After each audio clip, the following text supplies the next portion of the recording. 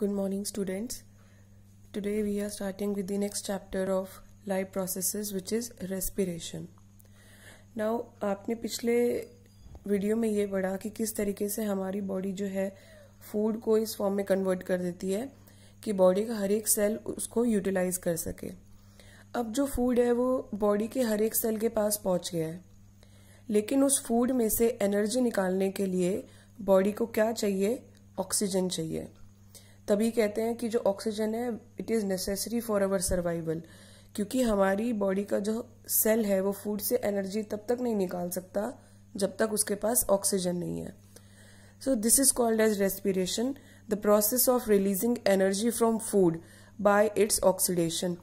तो जब सेल के पास डाइजेस्टेड फूड तो पहुंच गया, लेकिन जब उसके साथ ऑक्सीजन कंबाइन हो जाती है तब उस फूड में से एनर्जी निकलती है, and that process is called as the respiration. अब रेस्पिरेशन और ब्रीदिंग में फर्क होता है। ब्रीदिंग क्या है? एक फिजिकल प्रोसेस है जिसमें हम सांस अंदर लेते हैं जिसको इनहेलेशन कहा जाता है, और सांस बाहर छोड़ते हैं जिसको एक्सहेलेशन कहा जाता है। जो एयर हम इनहेल करते हैं वो किस में रिच होती है?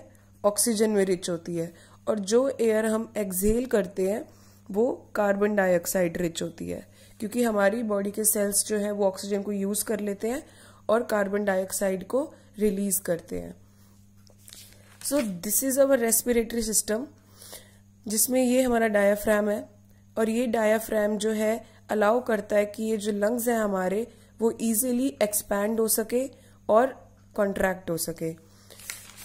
तो जब हम इनहेलेशन करते हैं तो हमारी चेस्ट कैविटी बाहर आती है, क्योंकि हम एयर ब्रीद इन करते हैं, जिसकी वजह से जो हमारे लंग्स हैं ये इनका साइज इंक्रीज हो जाता है, जिसकी वजह से हमारी चेस्ट कैविटी बाहर आती है और डायाफ्राम जो है वो नीचे की साइड पे चला जाता है।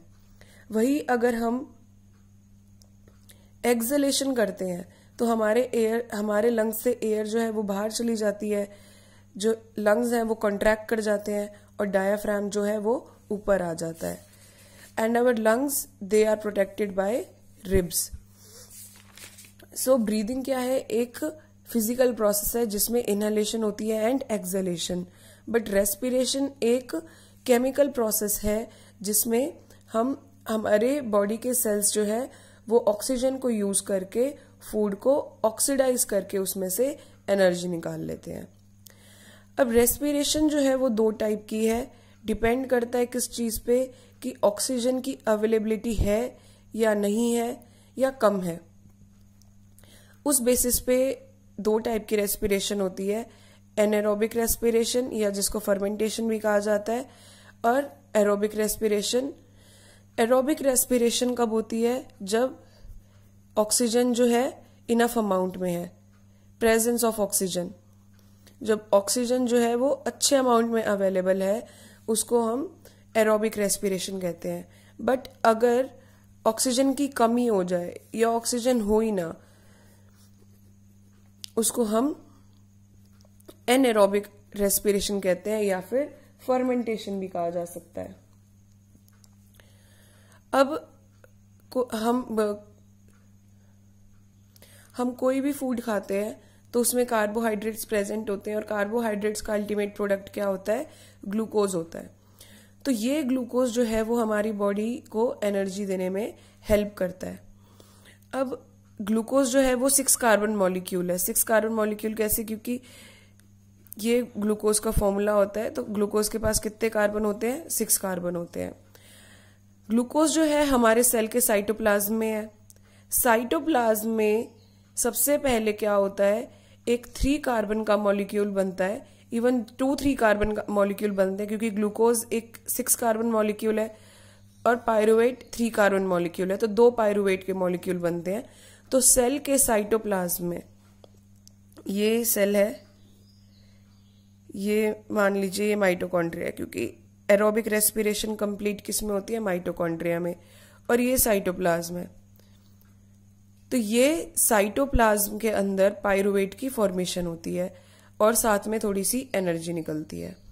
आगे का प्रोसेस जो है वो डिपेंड करता है कि एक तो इस ग्लूकोज की लोकेशन किस में है, कौन से ऑर्गेनिज्म में है या कौन से टाइप के सेल्स में है।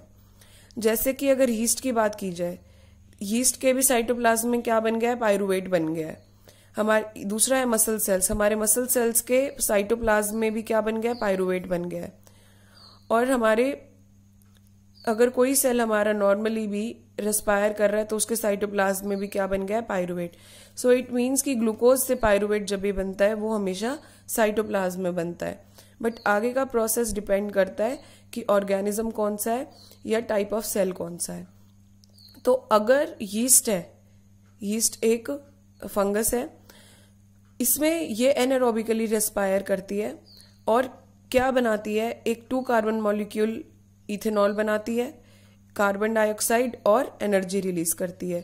इस प्रोसेस को फर्मेंटेशन भी कहा जाता है। इथेनॉल जो है वो अल्कोहल ग्रुप से बिलोंग करता है केमिकली, तो इसलिए इसको अल्कोहलिक फर्मेंटेशन भी कह सकते हैं या सिंपली फर्मेंटेशन भी कह सकते हैं। तो यीस्ट जो है उसमें वो पायरुवेट को in the absence of oxygen ही इथेनॉल, कार्बन डाइऑक्साइड और कुछ अमाउंट ऑफ एनर्जी में कन्वर्ट कर देगा। फिर हमारी muscle cells, lack of oxygen हमारे मसल सेल्स में कब होती है, जैसे आप कोई एक बहुत विगरस एक्सरसाइज कर रहे हैं, यू आर रनिंग, या आपको बहुत देर हो गई है कोई भी काम करते हुए और आपकी मसल्स जो है वो टायर्ड फील करने लग जाती हैं, बिकॉज जितना ऑक्सीजन आपकी मसल्स को एनर्जी ऑब्टेन करने के लिए चाहिए उतनी जल्दी आपकी मसल्स को ऑक्सीजन मिल नहीं पाती। तो वो एरोबिकली रेस्पायर करने की बजाय एनएरोबिक मोड में चली जाती हैं और मसल में लैक्टिक एसिड प्रोड्यूस होता है, साथ में एनर्जी प्रोड्यूस होती है।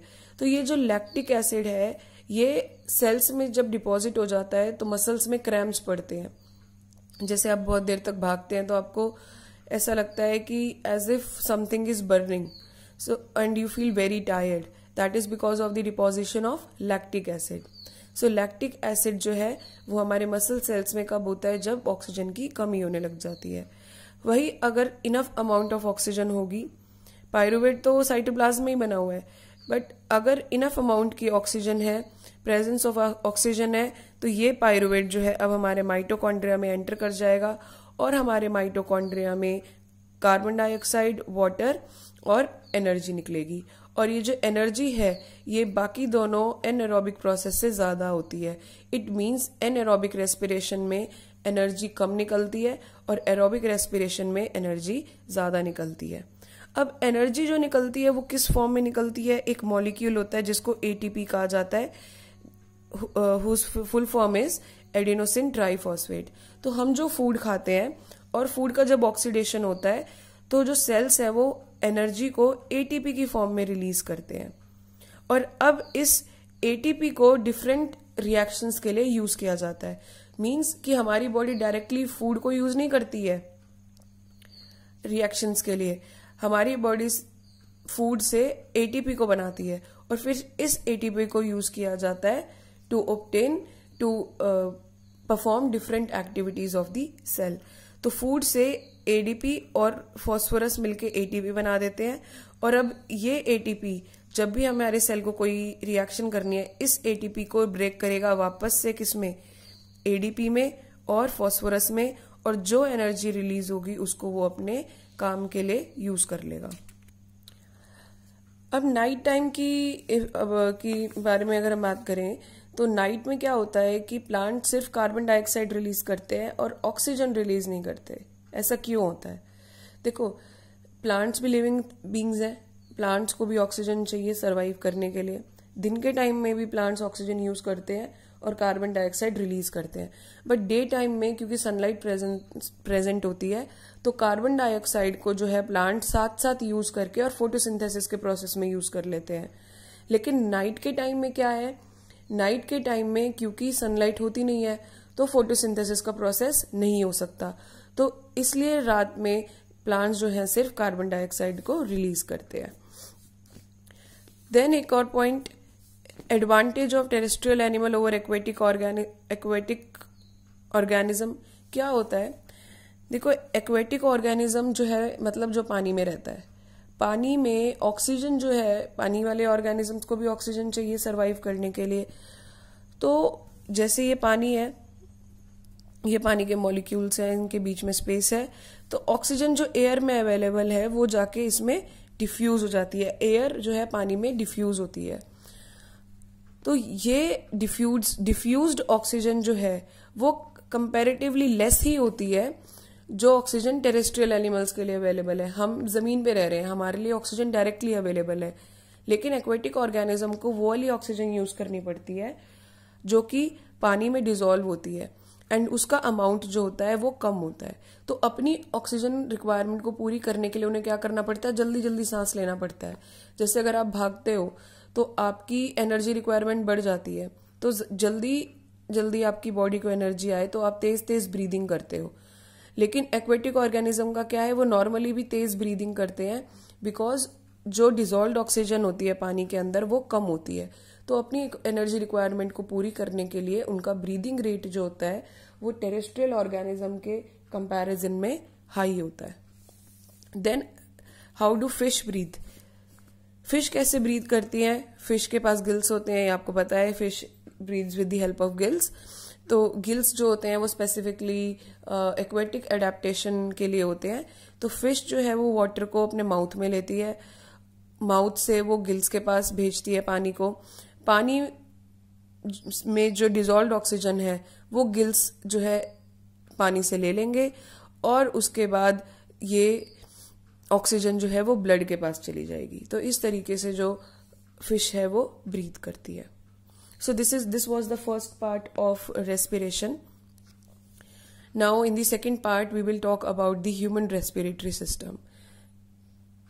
In case of any problem, please feel free to comment in the comment box below. Thank you and God bless you all.